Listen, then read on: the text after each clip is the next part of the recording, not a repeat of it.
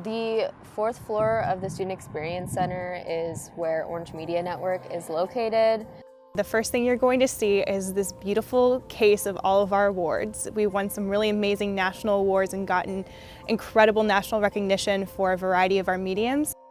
There's just a really great vibe going on and just an overall really friendly camaraderie between the pro staff, the student leaders, and then the members of each of the mediums.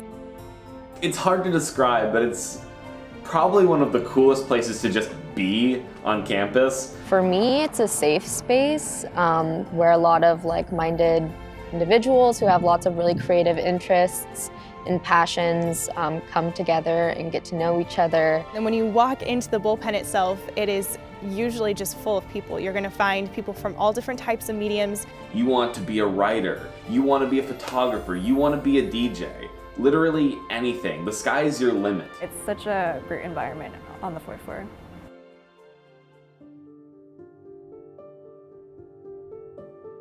In March of 2020, we had quite the obstacle thrown at us. Everyone was asking the question, what is this? Is this going to come to OSU, to Oregon? How is this going to affect our university? You have an extended spring break. That was what a lot of us heard. We had some Oregon Health Authority and some local health authority experts saying that we didn't need to be concerned at the moment, and so we printed that on the front of the magazine. I think the title was Do Not Panic. We thought it would end pretty soon or over the summer, but it just kept going, and the virus has become the new normal, as people like to call it. The whole flow at work sort of shifted almost. Volunteer meetings started being on Zoom instead of over in person at the SEC. There became a lot of questions about whether or not we would be printing for our issues, what our jobs were going to look like, what school was going to look like. If no one's on campus, who's going to pick up our print paper? How do we get DJs to still want to make shows? All of our ideas leading up to COVID happening were in-person ideas.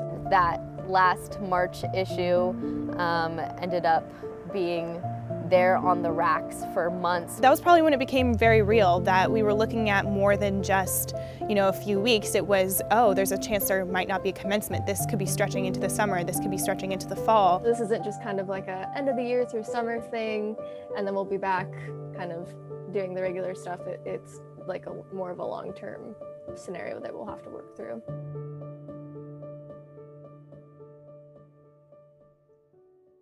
The transition mentally was hard. It wasn't seamless in any way. It's definitely affected us in almost everything. It was a harsh reality that I won't have that safe space anymore. The overall OMN goal was, what does our community need from us, and what can we provide for them so they feel like they are still a part of a community, even if we're not all together in the same space. I really appreciate this job because it has kept me grounded during all of this. And so even though I came to the realization that this was going to be long term, I knew that I have a purpose.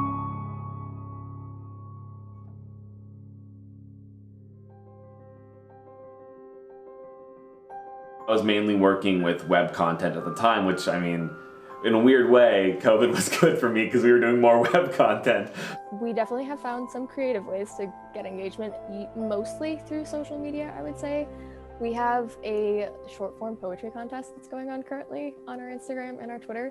There's a lot more room to do things creatively online. It was kind of amazing how quickly we adapted and all kinds of new content that came out. We decided to release an online issue and just build hype around that instead. I was actually inspired by Damn Chic to see their own creativity to bring back the magazine for Beaver's Digest. I felt that it was really important to show, Damn Chic is still here, as well as, show gratitude to the team and the work they've put in. A lot of the shoots had to be conducted outside instead of in a studio or in enclosed space. So it really pushed people to think about, how am I going to execute this shoot in an outdoor setting? We had people start vlogging. Some of our producers literally took these giant walls they had built and put them into a room in their home to make a studio in their home. People just kind of snapped to it and made the change needed, and the content changed with it, of course, but I think it allowed for more freedom in the content being made. Instead of doing weekly or even bi-weekly, we're doing monthly. And they're special issues, so they have a theme, and we're still doing weekly news, but now we have special issues with special themes, and we get to play with fun perspectives.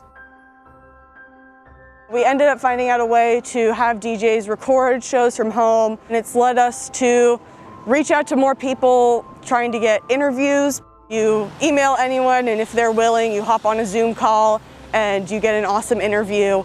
Content is still content, in person or not. In that instant, we all basically fell over at Orange Media Network, and at the same time, we all caught ourselves.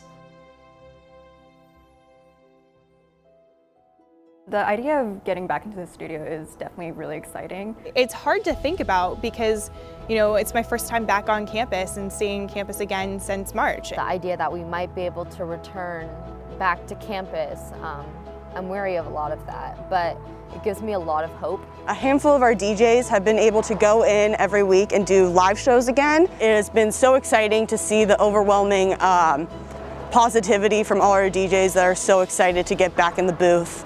The last year has imprinted something on all of us who are part of OMN, this different kind of level of resilience. I think we can find some really cool new approaches to looking at things from what we've taken from COVID.